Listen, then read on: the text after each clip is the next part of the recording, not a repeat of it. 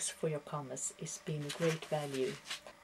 We found out that there are 3 papers that this part will be concerning. And first of all, the Yaruss first paper from 1998 concerning ICIDH, and also this main paper for this task by Yaruss and Quesal 2004 concerning the ICF.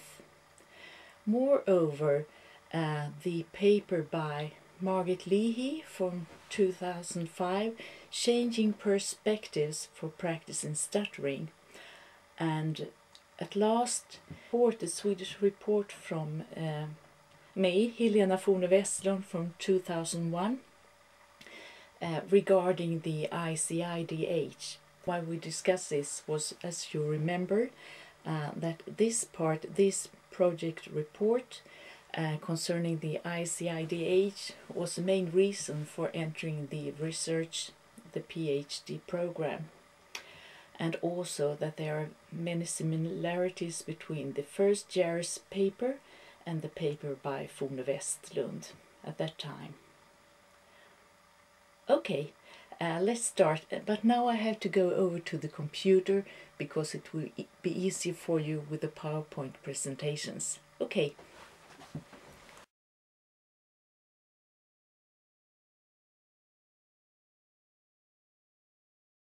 The ICD has become the international standard diagnostic classification for all general epidemiological and many health management purposes. These include the analysis of the general health situation of population groups and monitoring of the incidence and prevalence of diseases and other health problems in relation to other variables such as the characteristics and circumstances of the individuals affected. It is used to classify diseases and other health problems recorded on many types of health and vital records, including death certificates and hospital records.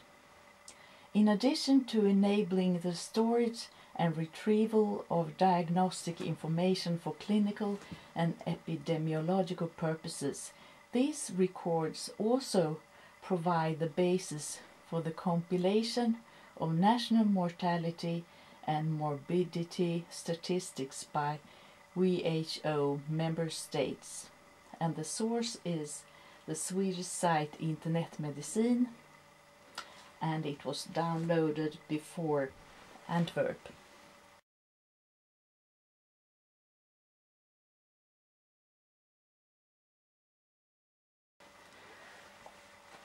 They also have mentioned at this website the International Classification of Functioning, Disability and Health, the ICF in this way. As a new member of WHO family of the international classifications, ICF describes how people live with their health conditions. ICF is a classification of health and health-related domains that describe body functions and structures, activities and participation. The domains are classified from body, individual and societal perspectives. Since an individual's functioning and disability occurs in a context, ICF also includes a list of environmental factors.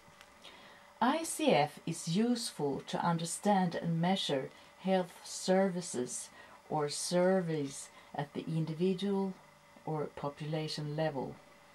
Thus, ICF complements ICID-10, the International Statistical Classification of Diseases and Related Health Problems, and therefore is looking beyond mortality and disease.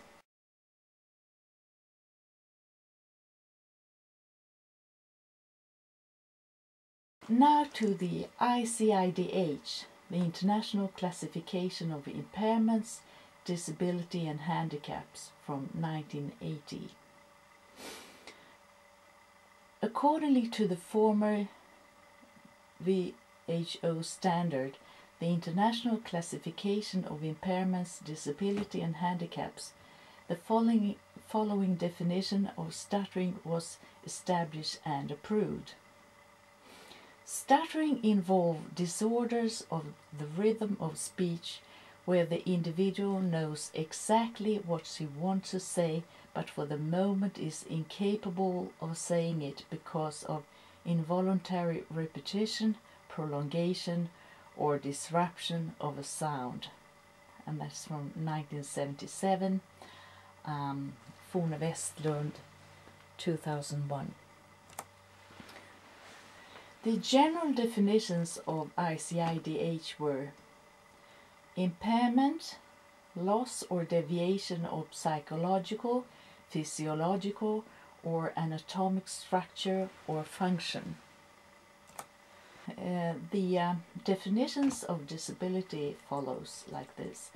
Some limitation or absence of possibilities to perform an activity in the way or within the range of that what is generally considered as normal for a man or a human being.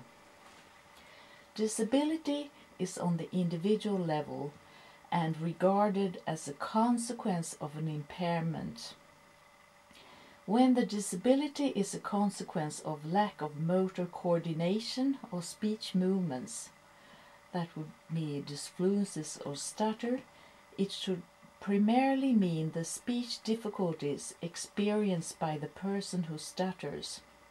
For instance, involuntary repetition, prolongation, or disruption of a sound, and secondly, the consequences complained by the individual who stutters, i.e., wish to say something but unable of doing so because of stutter.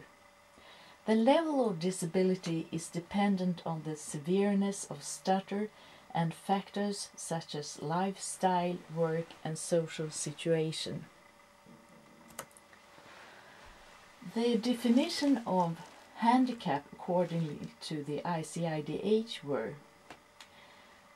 the inconvenience for an individual as a result of an impairment or disability that limits or prevents completion of a role that is regarded as normal, depending on age, gender, and socio-cultural factors for this individual. Handicap could be regarded as a social consequences of the impairment. The classification and definition of handicap is in ICIDH based on 6 dimensions for survival: orientation, physical independence, movement, occupation, social integration, and economic self-sufficiency.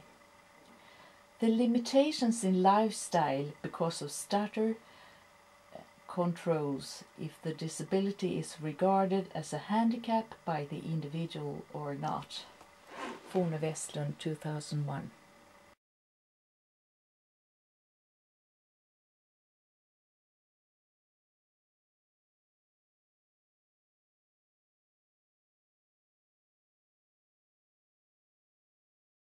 And now to the updating of the Yaruss framework from 1998. And we have to recognize here that the OASIS is based on the ICIDH, or the original Yaruss framework. The model shows that in ICF the list of activities and participations is combined.